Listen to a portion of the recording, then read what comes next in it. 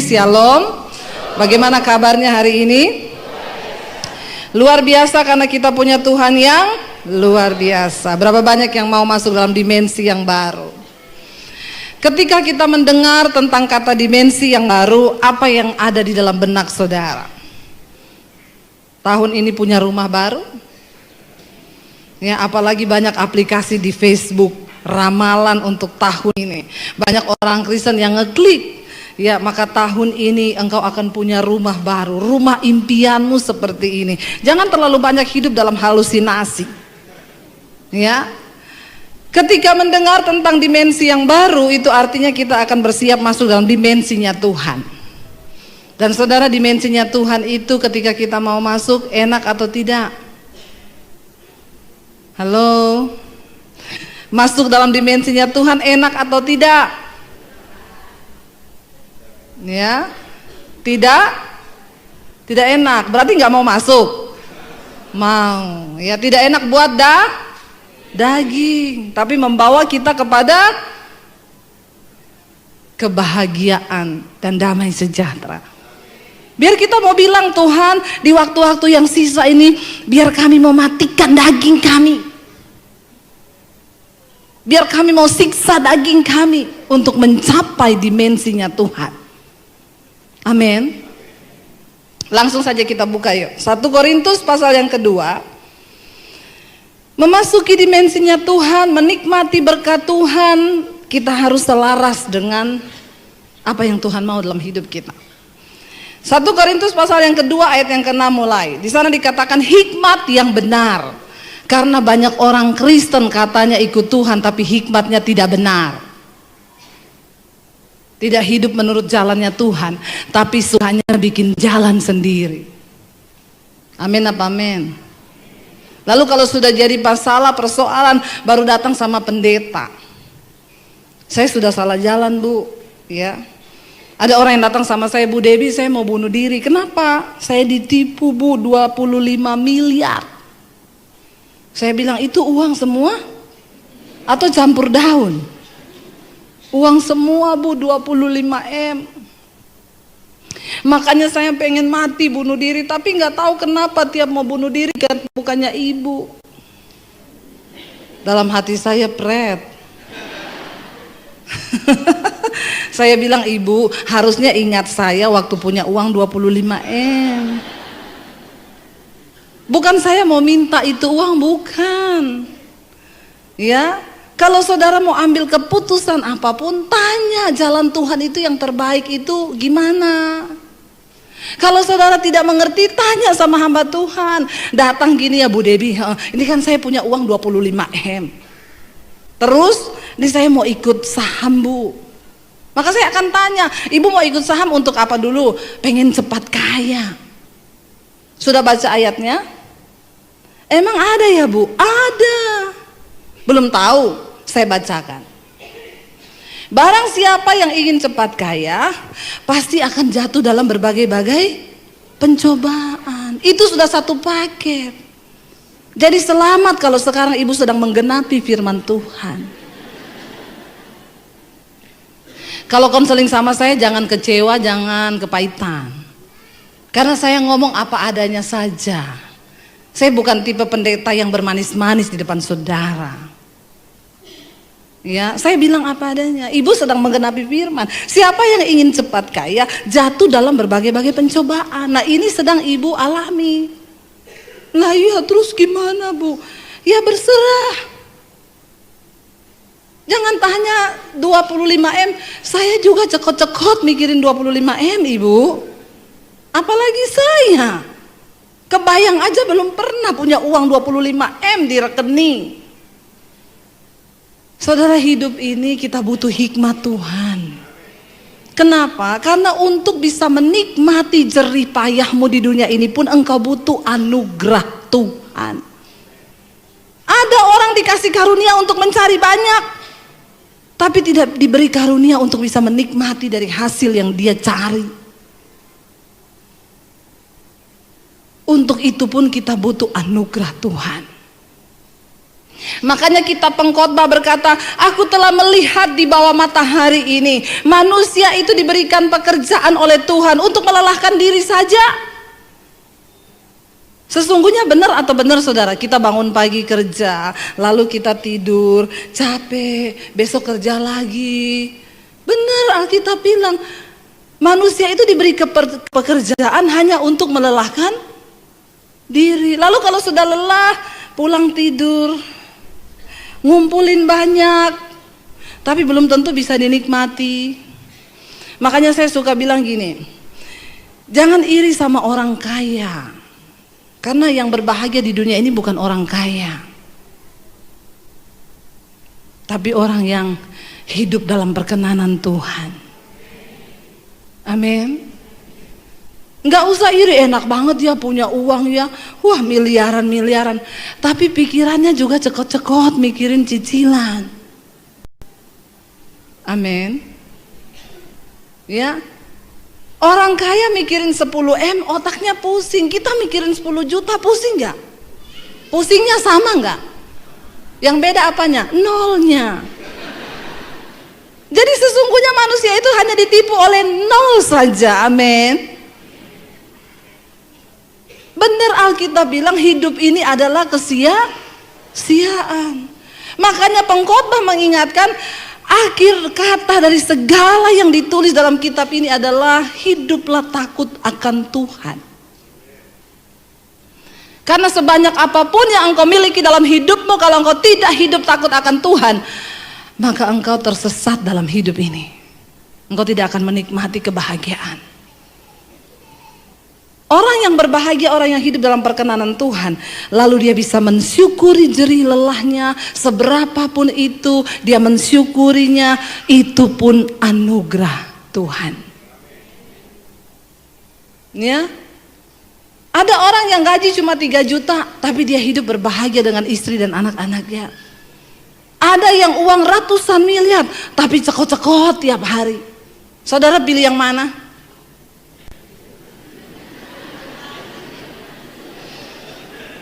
Pilih yang ratusan miliar tapi tidak cekot-cekot, Bu.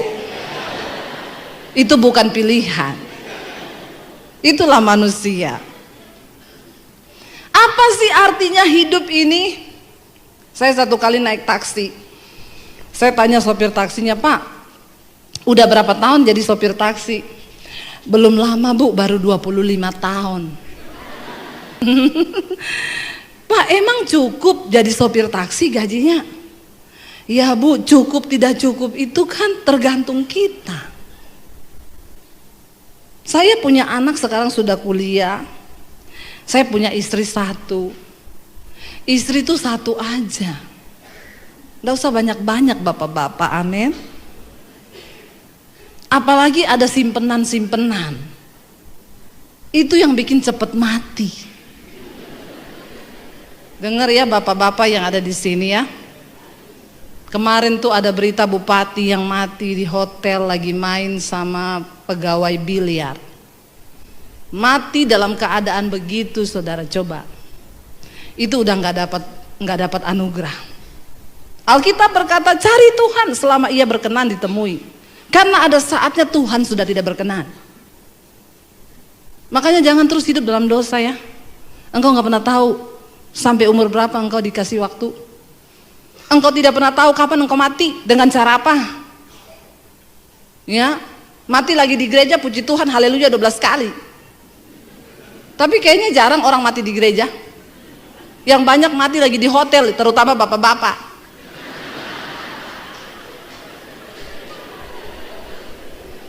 Yang tertawa ibu-ibu. Haleluya. Ya, bapak-bapak istri 1 saja, amin. Yang amin kayaknya banyak ibu-ibu. Ya, yang amin tolong bapak-bapak yang kencang. Istri 1 aja, amin. Nggak usah ada simpenan, amin. Kok mulai meredup? Ya, saudara, hidup ini nggak usah dibikin ribet. Kita hidupi jalan kebenaran, ikuti firman Tuhan. Aman hidupmu.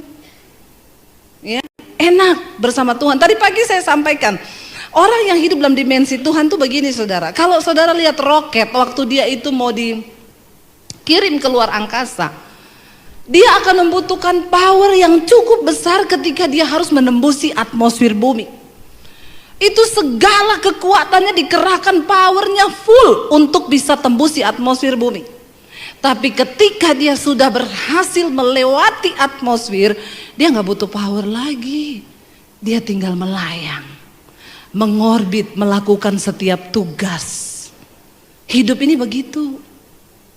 Waktu engkau mau capai dimensinya Tuhan, ada harga yang mahal harus dibayar. Kita harus mengalahkan kedagingan kita. Melakukan firman Tuhan itu berat, tapi ketika engkau mau, lalu engkau mencapai dimensinya Tuhan, enak, ringan hidup ini. Orang fitnah saudara, saudara cuma tersenyum. Terima kasih Tuhan. Ada yang SMS saya, Bu, saya difitnah Bu. Terus, ya itu, masalahnya apa? Ya nggak enak difitnah, sakit Bu. Oh sakit. Ya iya Bu. Emang Ibu udah rasa difitnah? Sering. Terus apa yang harus saya lakukan? Puji Tuhan, Bapak sedang beribadah. Karena Alkitab berkata, orang yang mau hidup beribadah akan menderita banyak aniaya. Siapa yang sudah dianiaya di sini? Yang belum dianiaya? Saya berdoa supaya saudara dianiaya. Karena itu tanda bahwa engkau sudah beribadah. Amin. Bu, mertua saya itu sama ipar menekan saya Bu. Lalu reaksi ibu apa? Saya tetap berdoa buat mereka. Bagus, puji Tuhan. Tapi Bu, saya sudah tidak kuat. Ibu lagi beribadah. Sampai kapan Bu Debbie? Sampai ibu lulus. Lulusnya itu kapan? Waktu engkau disakiti mertuamu lalu engkau berkata, terima kasih Tuhan buat mertuaku yang manis ini. Itu engkau sudah lulus. Amin. Tapi jangan kau tanam tanaman lidah mertua depan rumahmu. Yang kayak pedang-pedang itu lidah mertua saudara. Lo enak, waktu engkau mau menembusi atmosfer itu berat. Tapi ketika engkau sudah di dalam Tuhan, hidupmu penuh dengan firman. Wow, gak ada yang berat di hidup ini, gak ada. Mau difitnah, haleluya. Mau ditendang, puji Tuhan. Kenapa? Apapun yang terjadi dalam hidup saya gak pernah sakit hati. Mau saya dibuang, mau saya ditipu, mau saya diapa, saya tahu. Kenapa? Prinsip saya. Semua yang terjadi di hidupku, Tuhan turut bekerja mendatangkan kebaikan. Tetapi saya difitnah, iya gak apa-apa. Karena hidup ini adalah proses. Amin. Jangan cuma banyak berteori tentang firman Tuhan, tapi hidupi firman itu dalam hidupmu. Dan jangan bikin jalan sendiri. Ikuti jalannya Tuhan. Ada orang yang tanya, Bu, bagaimana supaya saya bisa mengalami Tuhan? Bagaimana saya bisa tahu jalan Tuhan? Bagaimana saya bisa dengar suara Tuhan? Yuk kita baca sama-sama. 1 Korintus pasal yang kedua, ayat yang ke-9 mulai. Ayat ini ayat hafalan. Kalau saudara punya Alkitab pasti di stabilo orange. Ya, di sana dikatakan 1 Korintus 2 ayat 9, baca sama-sama 1 2 3. Tetapi seperti ada tertulis, apa yang tidak pernah dilihat oleh mata dan tidak pernah didengar oleh telinga dan yang tidak pernah timbul dalam hati manusia, semua yang disediakan Allah untuk mereka yang mengasihi Dia. Lalu kita imani ayat ini, yes, yes, yes. Lo kan belum pernah dilihat. Bisa jadi itu penderitaan. Amin. Kan belum pernah didengar. Bisa jadi itu caci maki. Karena itu Alkitab berkata, berbahagialah engkau apabila engkau jatuh dalam berbagai-bagai pencobaan, karena engkau tahu bahwa ujian terhadap imanmu itu menimbulkan ketekunan. Bahkan untuk menderita pun kita harus bersyukur karena itu bentuk dari proses Tuhan. Tapi banyak orang Kristen gagal fokus. Kenapa? Karena engkau menilai berkat Tuhan itu hanya yang enak buat dagingmu. Kita berpikir kalau kita ikut Yesus masuk dalam dimensi yang baru. Yang naik motor jadi naik Avanza. Yang naik Avanza jadi naik. Yang naik Innova jadi naik Alphard. Yang naik Alphard naik motor. Kena kutuk soalnya. Ya, hello saudara, mari kita punya hikmat Tuhan dalam hidup ini. Kalau saudara baca judul perikop dari 1 Korintus 2 ini, hikmat yang benar. Jangan punya hikmat yang salah. Apa yang tidak pernah engkau dengar, apa yang tidak pernah timbul dalam hati, yang tidak pernah engkau lihat, yang tidak pernah muncul di dalam hatimu, itu yang disediakan Tuhan bagi mereka yang mengasihi Tuhan. Ada banyak orang Kristen, gereja penuh kalau hari Minggu, tapi yang mengasihi Tuhan bisa dihitung dengan jari. Bagaimana hidupmu setelah engkau keluar dari pintu gereja ini? Itulah imanmu. Kalau lagi di gereja semua sekarang lagi kudus, nggak ada yang merokok, nggak ada yang lagi berantem. Berantem pun kalau di gereja diem-dieman, nanti sampai rumah. Makanya kalau di gereja itu hebat saudara, kalau nyanyi senada dengan sorga, sampai di rumah senada dengan neraka. Banyak orang Kristen yang begini. Hidup keagamaanmu, kekristenanmu, rohanimu nilainya tidak ditentukan waktu engkau ada di gereja. Maaf, Tuhan gak pernah lihat engkau pengerja kah? Pakai jas kah kita hari Minggu? Tuhan gak nilai saya pengkhotbah kah? Tuhan gak nilai saudara itu jemaat yang rajin, bahkan gereja belum dibuka sudah antri depan pintu. Itu bukan tolak ukur kekristenanmu. Kristen itu dinilai dari berapa banyak firman Tuhan yang sudah engkau berusaha lakukan, sekalipun itu berat bagi dagingmu. Bagaimana kita mengejar kekudusan dalam hidup ini? Bagaimana kita mau berkata, Tuhan, aku mau bertobat dari segala hal yang tidak berkenan, bawa aku masuk dalam perkenanan-Mu. Itu Kristen. Makanya satu kali ada jemaat yang tanya sama saya, Bu, Ibu kalau pelayanan di desa-desa banyak yang kerasukan sering ya? Saya bilang, iya. Sering kali itu kalau di daerah masih puji-pujian saudara ada yang kerasukan. Lalu kita harus layani dulu pelepasan. Saya mau tanya Bu, kalau Ibu pelayanan di gereja-gereja besar, di jemaat besar, di kota besar itu Bu, ada nggak yang kerasukan? Saya bilang hampir tidak pernah ada. Nah itu dia Bu, saya mau tanya, kenapa Bu? Saya bilang, wah ini jadi pertanyaan juga buat saya. Lalu Roh Kudus kasih saya hikmat. Kenapa di gereja-gereja besar tidak ada yang kerasukan dan jarang?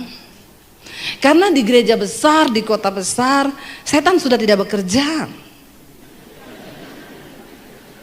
Dia cuma kontrol.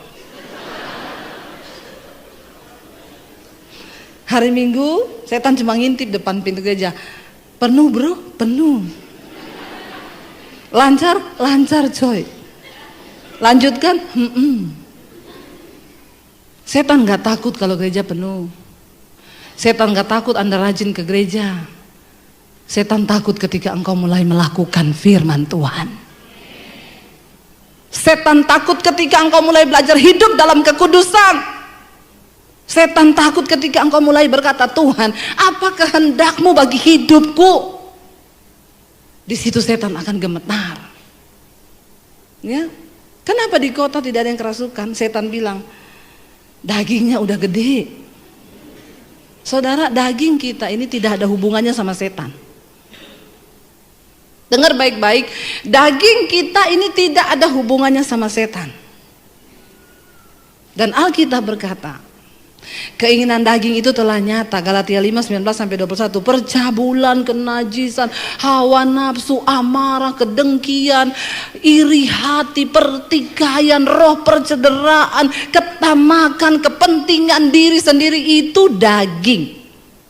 Dan ingat, daging kita tidak ada hubungannya sama setan.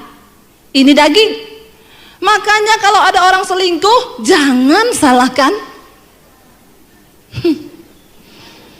Ada orang udah pelayanan selingkuh, saudara. Kenapa kamu sudah pelayanan masih selingkuh? Udah punya istri, punya suami.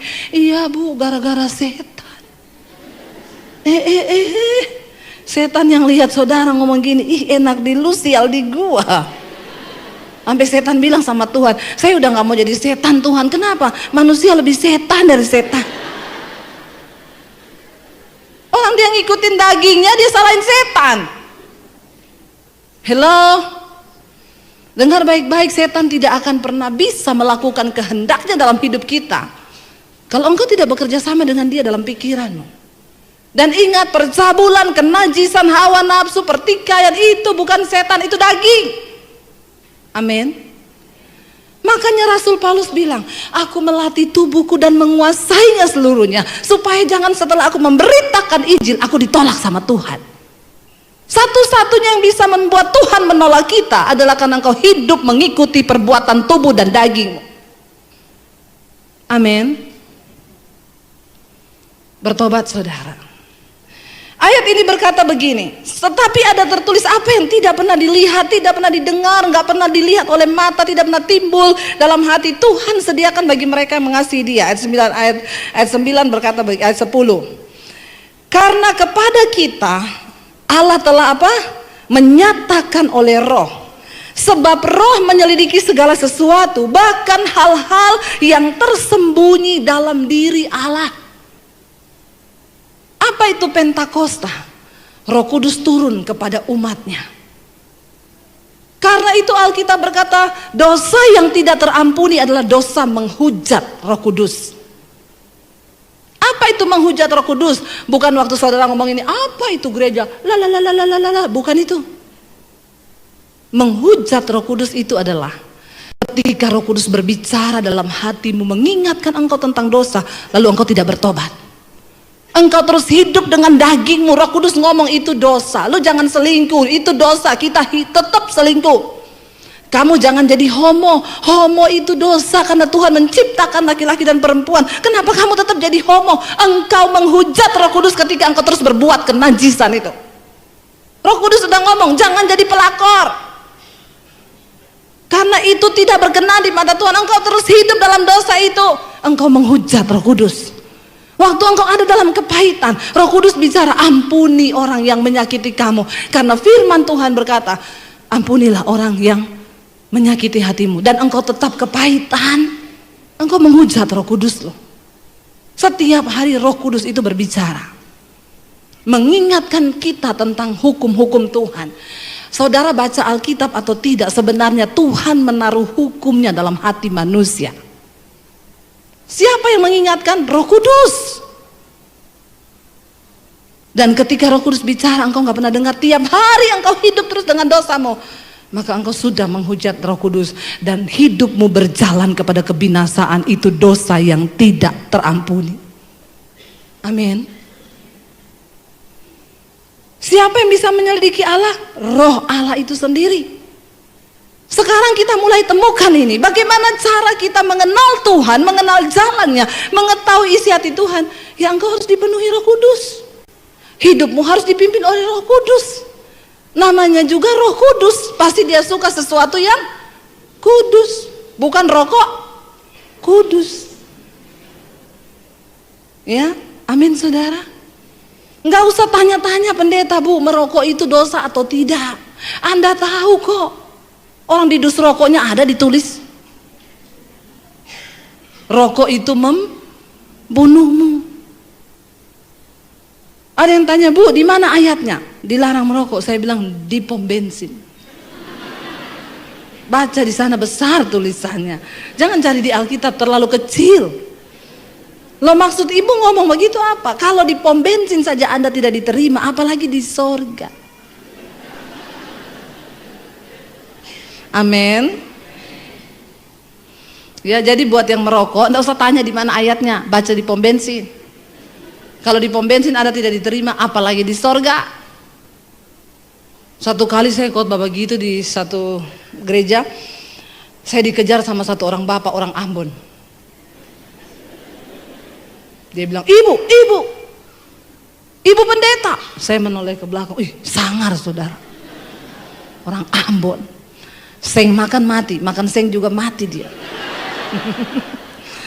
Lalu dia bilang gini, ibu tadi berkhotbah soal rokok. Iya, kenapa? Saya itu paling tidak suka kalau ada pendeta ngomong-ngomong rokok. Kan saya tidak minta uangnya ibu untuk beli rokok. Saya bilang, terus maunya bapak apa? Maksudnya saya panas saudara, baju saya ya. Dia bilang, tapi tadi ibu bilang, sedangkan di pom bensin saya tidak diterima, apalagi di sorga. Saya pikir-pikir itu masuk akal ibu. Ternyata seringkali kita nggak perlu khotbah ribet. Yang gampang aja orang masuk sebenarnya. Nggak usah pakai bahasa Ibrani, Yunani, jadi pusing jemaat. Itu biar untuk konsumsi kita sendiri saja yang belajar, amin. Nggak usah dikasih ke jemaat, nanti bingung. Dari bahasa Ibraninya rokok itu artinya. Semakin tidak pusing lagi dia. Dia bilang, jadi ketika saya dengar ibu bilang, jangankan di sorga, di pom bensin saja engkau tidak diterima. Saya pikir-pikir betul itu ibu. Jadi hari ini juga saya sudah memutuskan tadi ibu, saya mau berhenti merokok. Lalu dia tanya, ibu punya tips ibu supaya saya bisa berhenti secara instan begitu? Atau ibu bisa tumpang tangan kepada saya? Saya bilang, saya tumpang kaki juga tidak bisa. Jadi bagaimana ibu? Jadi begini saja, bapak itu kan namanya iman itu berlatih pak, ya, nggak ada yang instan. Bapak berlatih. Hari ini bapak berhenti, besok iblis goda tuh, ambil lagi itu rokok, ya. Nanti kalau bapak berhenti merokok, bapak cium semua itu baunya rokok, ya. Biar bau masakan rokok, orang lewat bau ketek rokok. Karena itu sakau saudara ya. Tapi bapak jalani aja itu proses pak. Terus bu, kalau saya kepengen ambil aja rokoknya. Terus hidupin ya bu, iya. Tapi waktu bapak mau isep puter, apinya taruh di bibir. Oh begitu ya ibu ya. Iya, bapak lakukan tuh sehari 3 kali. Maka saya yakin bapak berhenti. Kenapa? Bibirmu melepuh. Bukan apa-apa. Lebih baik kena api rokok daripada kena api neraka. Dia langsung bilang, baik ibu, terima kasih ibu. Lalu saya bilang, pak, jangan cuma mau, tapi niat. Karena mau dan niat itu beda. Ada orang-orang Kristen bilang, bu, saya mau keluar dari dosa saya. Kamu mau atau niat? Iya mau bu. Kalau cuma mau percuma, harus ada niat. Ada yang telepon saya, bu, saya jatuh dengan teman kos saya. Akhirnya kami jadi pasangan lesbi. Saya dengar khotbahnya ibu, saya mau keluar dari dosa. Kamu mau atau niat? Mau bu. Kalau mau, hari ini beresin pakaianmu, pindah tempat kos. Jangan kasih tahu dia di mana kamu pindah. Kayak gitu bu, iya. Niat kan? Kalau nggak niat, tetap aja tinggal di situ. Dan hari ini engkau berdosa dan engkau bilang, Tuhan ampuni aku. Setelah engkau minta ampun, datang lagi, halo gimana? Berlakukan dosa lagi, Tuhan ampuni aku. Engkau menghujat Roh Kudus. Amin. Ada yang konseling, bu, saya jatuh selingkuh bu. Apa yang harus saya lakukan? Mau bertobat? Iya. Niat? Iya. Blokir nomor HP-nya dia. Sudah bu. Terus dia telepon pakai nomor lain. Ganti HP-mu nomornya. Sampai seperti itu? Iya. Kamu niat? Iya niat. Jangan main-main dengan dosa. Kalau mau niat, niat. Amin. Enggak ada alasan supaya putus hubungan sama setan. Jangan nikmati dosamu, ya. Engkau tidak akan pernah masuk dalam dimensinya Tuhan. Lalu ayat ini berkata begini saudara. Ayat 11, siapa gerangan di antara manusia yang tahu apa yang terdapat dalam diri manusia selain roh manusia sendiri yang ada di dalam dia. Demikian pula lah tidak ada orang yang tahu apa yang terdapat dalam diri Allah selain roh Allah. Kalau engkau dipenuhi Roh Kudus, Roh Allah itu, maka engkau mengerti isi hati Tuhan. Engkau tahu kalau engkau melakukan ini Tuhan tuh berduka. Kenapa kita harus hidup dalam kekudusan? Bukan cuma supaya tidak masuk neraka, tapi supaya engkau tidak menyakiti hati Tuhan. Amin saudara. Supaya ada damai sejahtera di hidupmu. Kenapa? Karena dosa itu pencabut damai sejahtera nomor 1 dalam hidup manusia. Percayalah saudara, bukan uang. Uang bukan jaminan segala-galanya. Tapi kalau engkau hidup dalam dosa hari ini, seberapa banyak pun uang, engkau tetap tidak damai. Beresin yuk hidup kita. Satu persatu. Kalau yang masih ada kepahitan, lepaskan pengampunan. Yang masih hidup dalam kenajisan, buang itu. Ngaku sama hamba Tuhan. Ya, tapi saya takut Bu kalau di gereja nanti saya jadi gosip. Hubungi nomor telepon saya di bawah ini. Saya punya channel YouTube saudara, namanya Debbie Basjir TV. Jangan lupa subscribe, like, share, dan komen. Beberapa waktu yang lalu Tuhan suruh saya untuk bergerak di dunia media. Saya tidak pernah punya pikiran jadi YouTuber, enggak. Tapi saya pengen beritakan Injil. Lalu Tuhan mulai kasih dari yang sederhana. Kita nggak punya peralatan canggih. Kalau di sini kameranya, canggih semua nih. Enggak, saya cuma pakai handphone waktu itu. Apa yang Tuhan taruh di hati, saya syuting, tayangkan lewat YouTube. Saya tidak menyangka saudara. Saya tayangkan satu judul khotbah yang Tuhan taruh di hati saya. Kamu harus khotbahin ini dan tayangkan di YouTube. Judulnya apa? Akibat dosa tersembunyi. Karena semua yang duduk di sini ini pasti punya rahasia hati yang orang sebelahnya nggak tahu. Istri punya rahasia yang suaminya nggak tahu. Suami punya rahasia yang istrinya nggak tahu.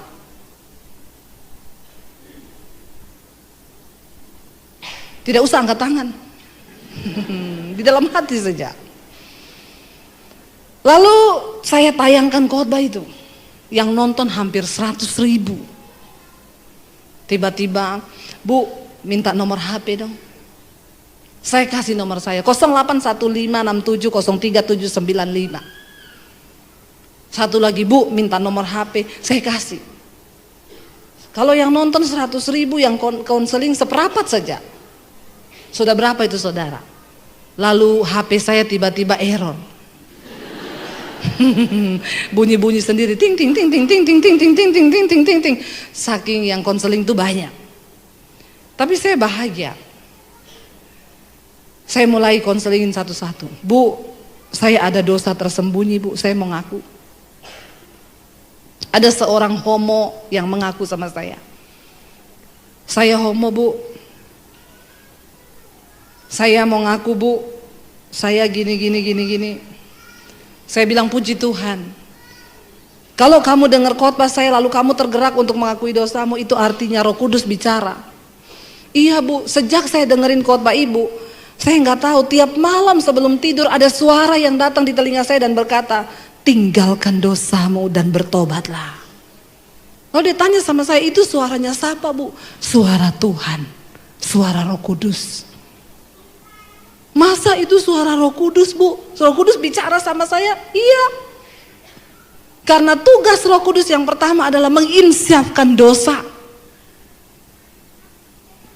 Jadi Bu, apa yang harus saya lakukan? Saya takut Bu. Lah iya, makanya bertobat. Lalu dia terbuka sama saya homo, gini. Berarti itu suara Tuhan ya Bu? Iya. Kalau kamu lagi stres lalu kamu dengar suara berkata, pergilah dugem ke diskotik, itu suara setan. Jangan kamu bilang begini, terima kasih Tuhan, Engkau tahu aku lagi stres, Engkau suruh aku ke diskotik. Itu setan. Kalau engkau jengkel sama orang, lalu engkau dengar suara hatimu atau ada orang di sampingmu yang ngomong, iya ya, memang kebangetan orang itu, kurang ajar banget. Terus Anda bilang, memang itu setan. Tapi itu tetangga saya Bu, iya menjelma dari setan. Jangan kau dengar, amin. Apa yang engkau dengar hari-hari ini itu akan menentukan jalan hidupmu. Waktu saya sudah habis. Padahal baru pembukaan. 10 menit lagi boleh? Kenapa engkau sudah naik? Jangan mengintimidasi saya. Ya saudara, jalani jalannya Tuhan, ikuti. Akhirnya dia bilang gini, Bu, apakah seorang homo bisa sembuh? Bisa. Tapi semua orang bilang tidak bisa. Bisa, Tuhan bilang. Kenapa? Karena dari awal Tuhan menciptakan hanya laki-laki dan perempuan. Lain dari itu dari setan. Jadi saya bisa sembuh, Bu? Iya. Ibu, saya ada di luar kota Jakarta. Saya akan cari tiket pesawat. Saya mau ke Jakarta. Saya mau ibu tumpang tangan atas saya. Jangan. Kenapa? Sayang uang tiketmu.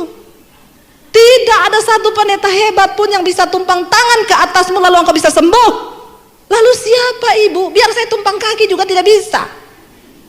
Lalu siapa? Dirimu sendiri bersama Tuhan. Ayo punya niat. Apa yang harus saya lakukan? Nomor 1, setiap bangun pagi engkau berdoa berkatakan, dalam nama Yesus aku diciptakan sebagai seorang laki-laki. Roh homo keluar dari dalam diriku. Roh banci keluar karena aku seorang laki-laki. Perkatakan firman Tuhan itu. Baik Bu, saya berdoa sama dia lewat telepon. Berdoa lewat telepon aja dia bilang, aduh Bu saya mau muntah. Lari-lari ke toilet sekarang muntah. Dalam nama Yesus pelepasan. Lalu dia melakukan itu. Sebulan kemudian dia telepon saya, Bu beneran loh. Setelah saya melakukan hal itu, sekarang saya benci sama kenajisan itu. Saya jijik sama dosa saya. Lalu saya sudah putuskan pacar saya kemarin yang namanya Bambang. Di sini tidak ada yang nama Bambang kan? Kalau ada saya ganti Ivan. Kalau ada Ivan lagi saya ganti. Ya. Itu hanya nama samaran. Benar saudara. Lalu nih orang niat nih, begini orang niat. Lalu Bu, saya sekarang sudah keluar dari komunitas homo saya. Kita punya komunitas gay. Itu yang ketangkap di Jakarta itu. Cowok-cowok ganteng, six pack. Makanya sekarang saudara, buat perempuan tidak usah berharap dapat cowok six pack. Karena yang six pack sudah punya cowok. Nggak apa-apa one pack, yang penting normal. Amin. Ya. Benar saudara. Ketangkep mereka semua sudah punya istri loh. Saya lihat di Instagramnya anaknya cakep-cakep, istrinya cantik. Ditanyai di polisi, bapak-bapak ini sudah punya istri cantik semua, kenapa masih main laki, cowok? Dia jawab, karena setiap kami mau keluar rumah, istri kami selalu berpesan, jangan main perempuan.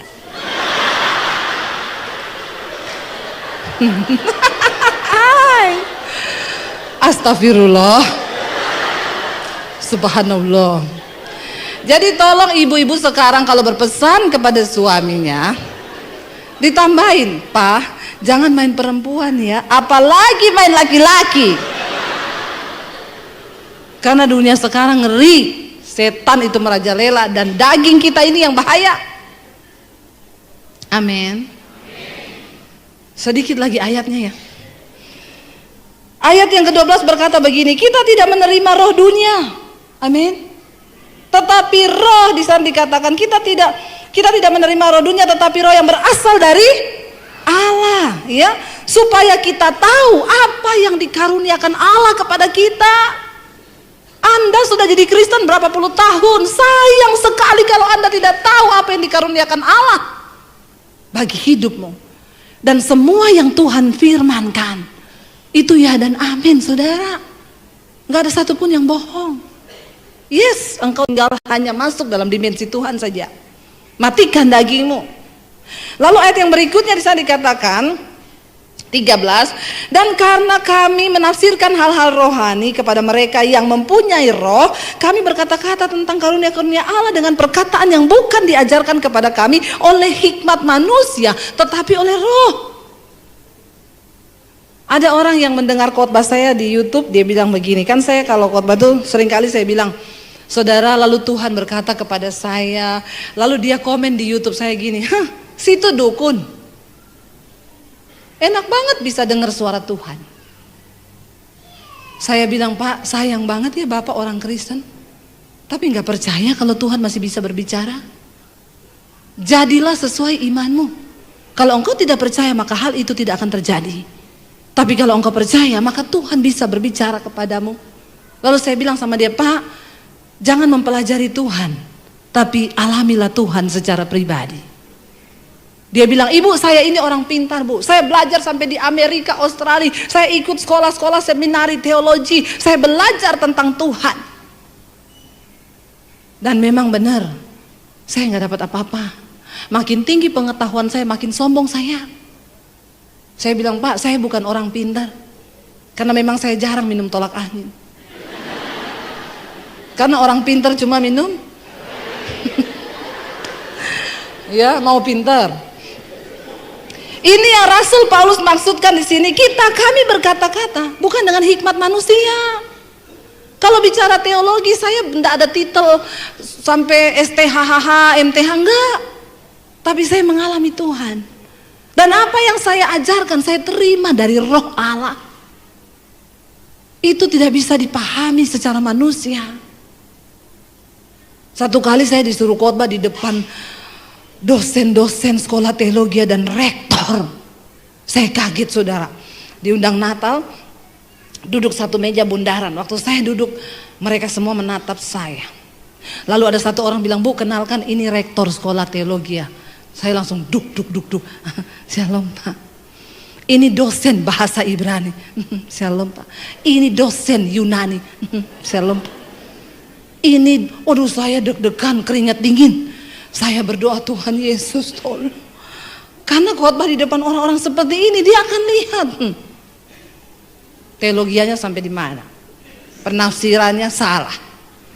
Saya berdoa, Tuhan, aku minta hikmat-Mu, Bapa, Roh Kudus. Roh Kudus itu bicara dengan lembut. Kamu tidak usah berteori, ajarkan apa yang kamu alami bersamaku. Saya khotbah, saudara.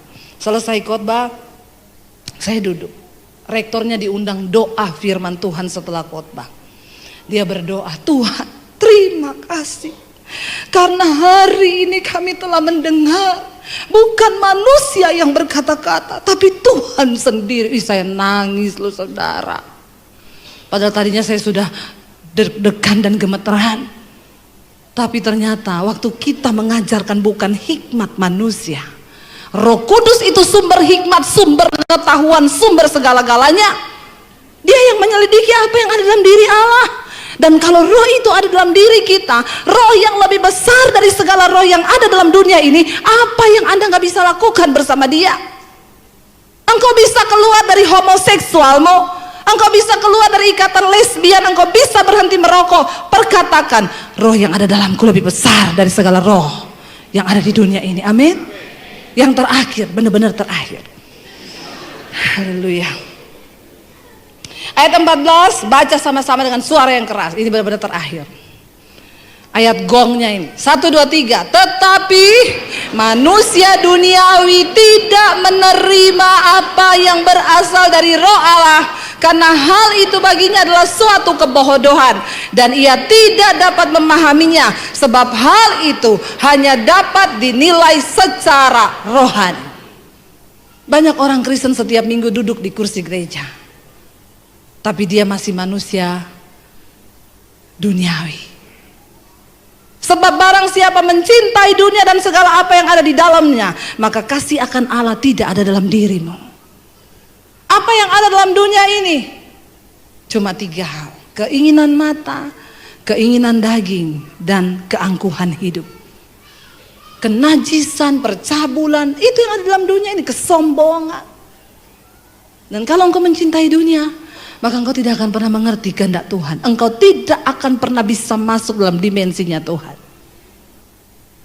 Saya berdoa biar hari ini kita semua mau mengalami dimensinya Tuhan. Mari kita bangkit berdiri bersama. Terima kasih Bapa, kami mengucap syukur untuk anugerah Tuhan dalam hidup kami. Ini hidup kami Tuhan.